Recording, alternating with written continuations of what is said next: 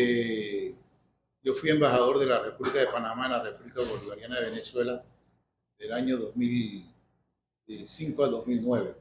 Eh, tuve la oportunidad de colaborar y trabajar tanto con el presidente Chávez como con el canciller Nicolás Maduro en ese momento y hoy presidente de la República Bolivariana de Venezuela.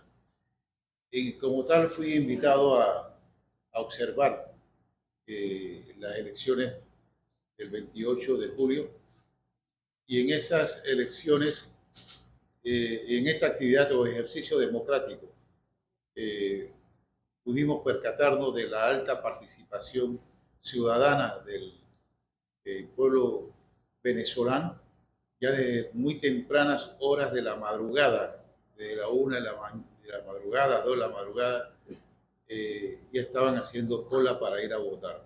Es decir, se dio una gran participación ciudadana y se demostró un alto espíritu cívico. Las elecciones transcurrieron de modo pacífico y con mucho respeto a la opinión de unos y otros. Sobre todo sectores simpatizantes de la oposición, cuando nos veían, gritaban sus consignas, curiosamente diciendo abajo la dictadura, va a caer la dictadura, va a caer Maduro. Y algo muy irónico cuando estaban participando de un ejercicio electoral y con candidatos. Iban a votar también. Sin embargo, cuando se concluye la jornada electoral, se produce una demora en el anuncio de los resultados. Esta demora se produjo dado el ataque cibernético, el hackeo al sistema del Consejo Nacional Electoral, que no alteraba el resultado, pero sí demoraba la transmisión de los datos. Esto, desde luego, que empezó a preocupar a la opinión pública en general y a crear sospecha de un posible fraude que desde el principio, mucho antes de las elecciones, la oposición política venía anunciando como tal. Cosa que también es curiosa porque si ellos encontraban que era un fraude, iba a ser un ejercicio fraudulento y por lo tanto como en efecto hicieron, no iban a reconocer los resultados, entonces ¿para qué participaron? Si no era creíble. Entonces creemos que en el fondo hay otra agenda, una agenda que no es democrática, una agenda que tampoco se enfocó en el aspecto electoral.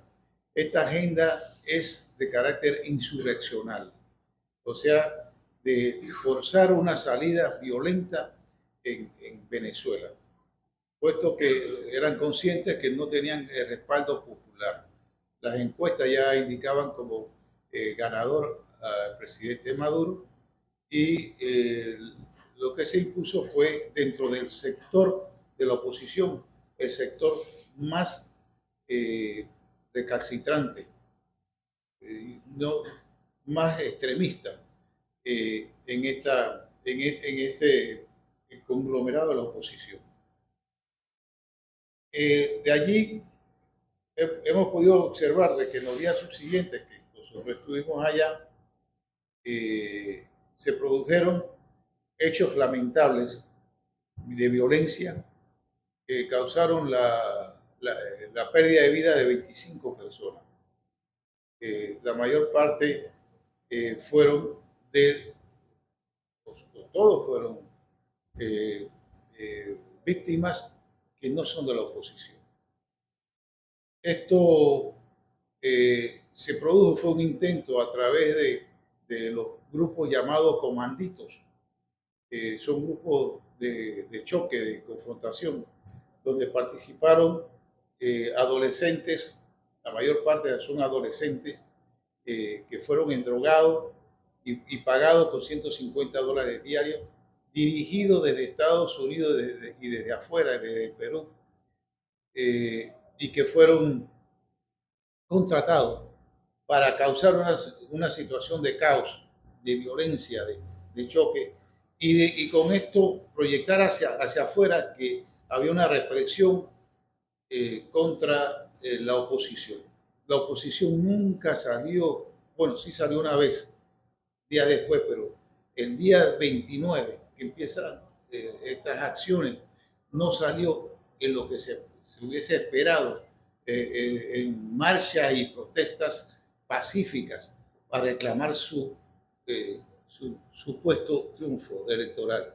Nunca salieron en esa forma. Salieron fue grupos motorizados, violentos, y estos grupos terroristas que destruyeron bienes del Estado y también amenazaban de muerte a los simpatizantes chavistas. Entonces, salvo ese incidente que rápidamente en 48 horas, menos de 48 horas, fue sofocado. Tanto Caracas como el resto de los países, de las ciudades de Caracas, se mantuvieron una normalidad impresionante. Parecía domingo, parecía como del tiempo de la pandemia, todo tranquilo, porque además ellos proyectaron el terror. Entonces la gente y los comerciantes no abrían por el temor ese que lograron proyectar. Pero, sin embargo, fuera de Venezuela es donde se observa un hervidero, una tensión que no hay en Venezuela. Afuera es donde se está dando más, digamos que la confrontación eh, contra el gobierno venezolano. Y en esto contribuye tremendamente el poder mediático. Esto que está ocurriendo en Venezuela es un nuevo laboratorio que los expertos en psicología y en manejo de los medios de prensa están utilizando. La situación se le hace muy adversa al país desde afuera, pero adentro del país todo es normal. La ciudadanía, la sociedad venezolana reconoce la institucionalidad, respeta la institucionalidad, respeta también las leyes y la constitución. Y más bien hacia lo interno, la propuesta es, o la intención que hay de parte de los venezolanos que están dentro de Venezuela, es empezar a trabajar, pasar rápidamente la página electoral y empezar a trabajar. Ha habido una propuesta de un diálogo, de 5 diálogos, habló el gobierno, para empezar a trabajar con todos los sectores de la sociedad venezolana. Esa es la propuesta, porque realmente la salida o la solución que requiere Venezuela es el diálogo entre los venezolanos, con los venezolanos, y no impuestos desde afuera. Lamentablemente hemos observado que algunos presidentes considerados progresistas han caído en la práctica también de la intervención en los asuntos internos, como el caso de Gustavo Petro de Colombia y el caso de Ignacio Lula de Brasil. Han caído precisamente en lo que ellos han condenado, que es la intervención en los asuntos internos. Ellos han pasado a ejecutar este papel y haciéndole un flaco favor a sus enemigos. Vemos que en el caso de Panamá, lamentablemente el gobierno recién inaugurado optó por una vía equivocada. Nos duele y duele mucho como panameños que esto ocurra, porque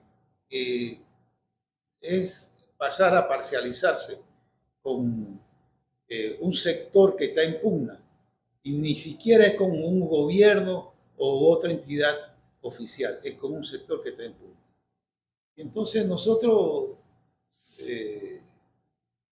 tenemos un gobierno en el cual lamentablemente tenemos que aceptarlo porque es el sistema liberal burgués que tenemos, que opta por participar en una estrategia de una derecha internacional y de una derecha recalcitrante como la venezolana para tratar de llevar adelante un golpe,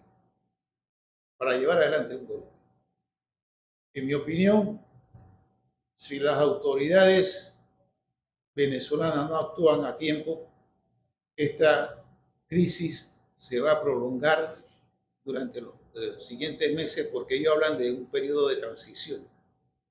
Y ya en enero, cuando sea la toma de posesión del nuevo periodo del presidente reelecto, Nicolás Maduro, se van a montar los otros sectores un escenario del llamado Guaidó 2.0. Y esto va a seguir siendo inestable. Nosotros en Panamá, nuestras autoridades pretenden de que se detenga la ola migratoria, pero no contribuye en nada el injerencismo de la política exterior panameña a que eso se detenga. Es más, en caso tal de que los sectores opositores que fueron derrotados lleguen al poder y han demostrado su revanchismo, su odio hacia todo lo que se inspire en Hugo Chávez Frías. Eso va a provocar a la larga el surgimiento de una guerra civil.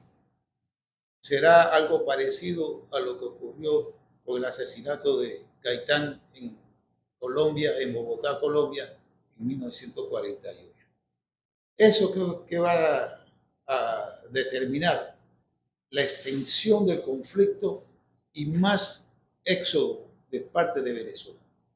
Así que no es nada inteligente identificarse y caminar con un sector que no ganó, que fue derrotado electoralmente, con la misma regla del juego que se reconoce. Entonces, no se contribuye a la solución del problema migratorio a nivel internacional. La ola migratoria puede profundizarse con la confrontación que se dé en Venezuela.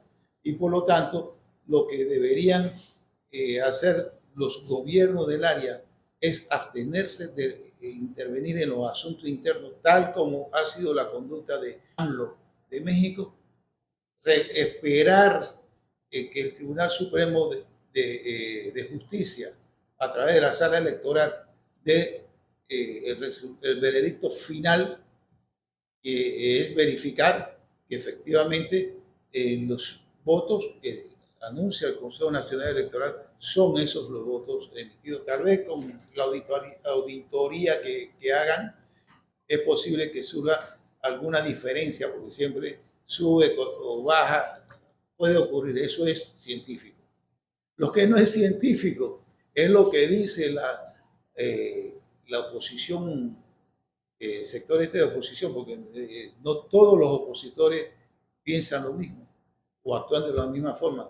Así que lo que no es científico es lo que dice María Corina Machado y este señor González Urrutia, que linealmente, llanamente, la proporción de 63% a favor de ellos contra Maduro fue igual en todos los estados, fue igual en todas las mesas. Eso es absurdo.